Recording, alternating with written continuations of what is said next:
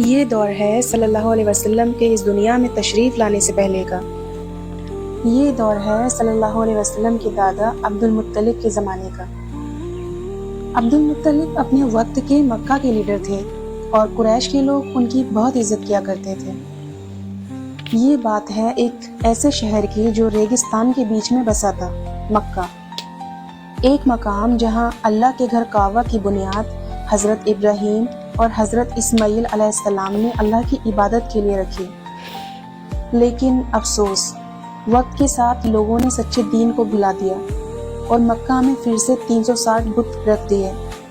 ہر قبیلے کے لوگ اپنے اپنے بت کی پوجا کیا کرتے تھے، اور اسی دوران عرب کا ماحول پوری طرح سے بگڑ چکا تھا۔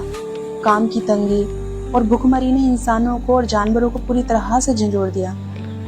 لوگ اپنے اپنے بتوں سے مدد مانگنے لگے، اور یہ وہ دور تھا جب صلی اللہ علیہ وسلم انسانیت کو ہدایت دینے کے لیے اور دنیا سے اندھکار کو ختم کرنے کے لیے دنیا میں تشریف لانے والے تھے۔ اور اسی بیچ یہودیوں میں بے چینی کا ماحول تھا۔ یہودی تورات کو فالو کیا کرتے تھے جو موسیٰ علیہ السلام پر نازل کی گئی، بنی اسرائیل میں یہودی قوم پر۔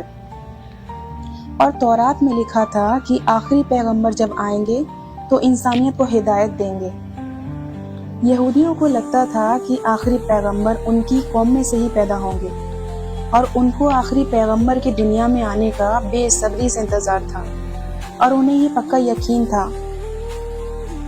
یہودی اکثر قریش کے لوگوں کو دھمکاتے تھے کہ جب آخری نبی آئیں گے تو ہم تم پر غالب ہوں گے۔ یہودیوں کو خود پر گھمنڈ تھا کہ وہ اللہ کی چنی ہوئی قوم میں سے ہیں، اور آخری نبی بھی انہی کی قوم میں پیدا ہوں گے۔ ایک دن ایک یہودی عالم نے مکہ کے آسمان میں تارے کی ایک خاص روشنی دیکھی اور بولے، آج احمد پیدا ہوئے ہیں جن کی نبوت میں پوری دنیا روشن ہوگی، جیسا کہ تورات میں لکھا ہوا تھا۔ اور اسی دوران عبد المطلب کے گھر ایک لڑکا پیدا ہوتا ہے، اور وہ اور کوئی نہیں، ہمارے پیارے آقا صلی اللہ علیہ وسلم ہیں۔ ان کے پیدا ہونے کے ساتھ ہی کچھ نشانیاں ظاہر ہوئیں اور کچھ عجیب ہوا۔ پہلا، فائر آف پرسیا، ایک آگ تھی جو مجوسیوں کے مندر میں 1000 سال سے جل رہی تھی، وہ اس رات بجھ گئی، اور یہ اس بات کی نشانی تھی کہ جھوٹ اور شرک اب ختم ہونے والا ہے۔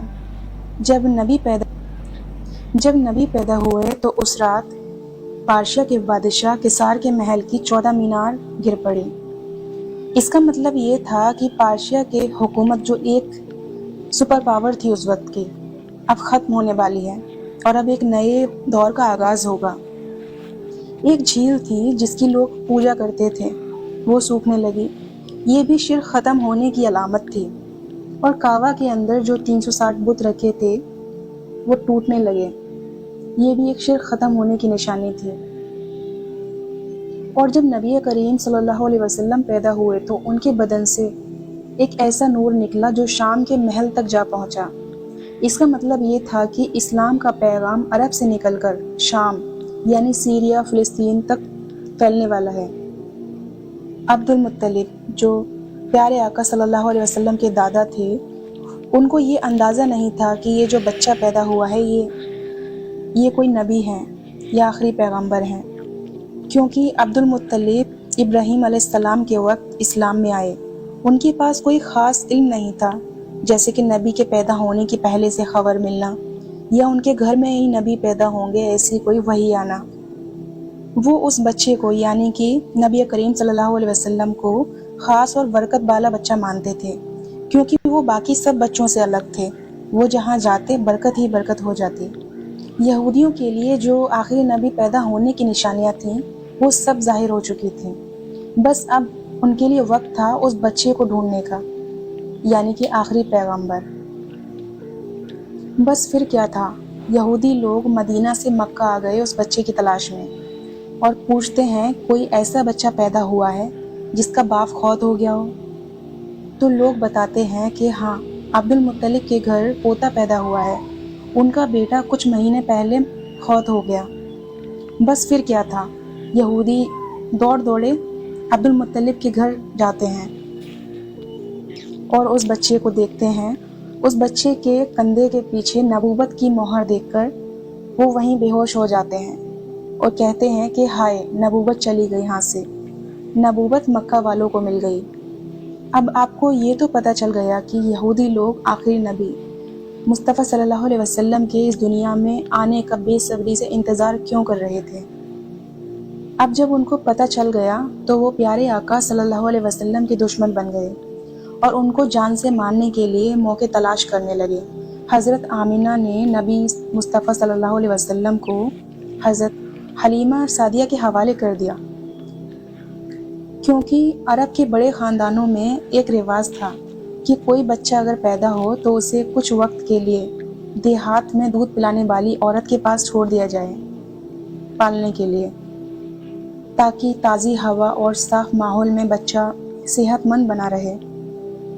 دوسرا، بچہ عرب کی فاصل زبان سیکھتا تھا جو شہر میں رہ کر بگڑ جاتی تھی۔ تیسرا، بچے میں مضبوط بدن اور اخلاق پیدا ہوتے تھے۔ جیسے ہی حلیمہ نے مصطفیٰ صلی اللہ علیہ وسلم کو گود میں لیا، وہ بھی حیران تھی، ہر چیز میں برکت آ گئی۔ گھر پہنچی تو جو بکریاں دودھ کم دیتی تھیں اس میں برکت ہوئی، جو زمین بنجر پڑی تھی اس میں فصل آنے لگی۔ اگر آپ چاہتے ہیں کہ میں آپ کو آگے کا واقعہ بتاؤں تو کمنٹ میں نیکسٹ پارٹ ٹائپ کریں اور چینل کو سبسکرائب کر لیں تاکہ کوئی بھی ویڈیو آپ سے مس نہ ہو جائے۔